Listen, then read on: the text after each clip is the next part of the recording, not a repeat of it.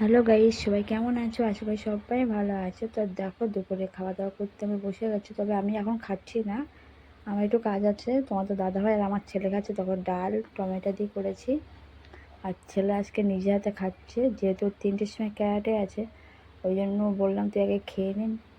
তা দেখো আর এই যে টিভি দেখছে আর খাচ্ছে, দেখতে পাচ্ছ তোমরা। এই দেখো, ও নিজে হাতে খাচ্ছে। কী নিচ্ছে? আলু ভাজা আর ডাল দিয়ে খাবে, আর পাঁপড় ভাজা, বেগুন ভাজা খাবে না। আর এত ওকে রান্না, আবার সবজি দেওয়া রান্না করলে ভালো হতো। তোমাদের দাদাভাই আমাকে বকছে সবজি রান্না করিনি, করে সবজি ডাল করেছি, বেগুন ভাজা করেছি, আর আলু ভাজা আর পাঁপড় ভাজা।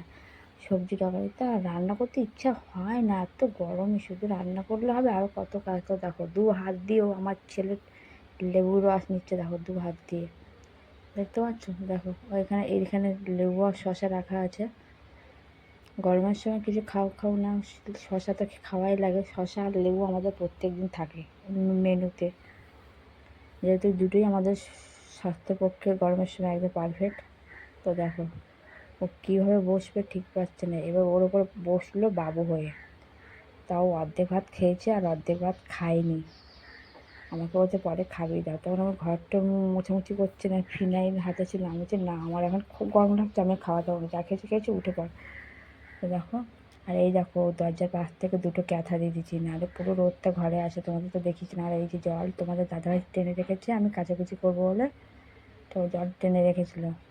আর এর পাশে আসলাম, তো দেখো, এই দেখো রান্নাঘর এখনো গোছানো হয়নি, রান্নাটা কোনো রকম হয়েছে।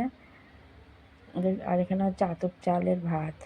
আতপ চালের ভাতটা আমি আর আমার ছেলে খাই, তো আর ওর বাবার ভাতটা আলাদা হয়। তো যেহেতু আমি আর আমার ছেলে তেমন চিবিয়ে ভাত খায় না, গিলে গিলে খাই, যেহেতু আমাদের পেটে ব্যথা করে, ওই জন্য এখন আতপ চালের ভাত খাই। আর আমি আর আমার ছেলে, তো আমার ছেলে আগে খেতে বসে গেছে বলে ওর বাবার ভাতটা খাচ্ছে। বাবার যে ভাতটা বাবার জন্য রান্না করি, সেই ভাতটাই।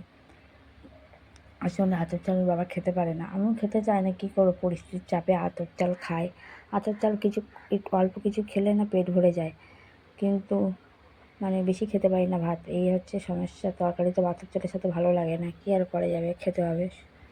তো দেখো, আমার ছেলে খাচ্ছে, দেখো শুধু টিভি দেখতে দিচ্ছে বলে তাই। আমি টিভি দেখতে দিচ্ছি বলে তাই খাচ্ছে।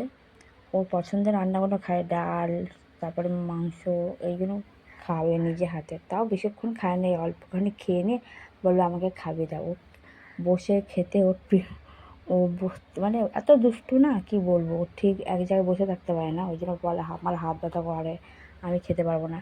আসলে বসে থাকতে পারবে না অত করে। পাঁপড়টা দেখো অর্ধেক টেবিলের ওপর পড়ে আছে, দেখতে পাচ্ছ?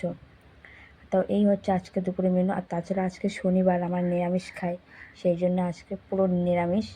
সবজি তরকারিটা রাতে রান্না করব।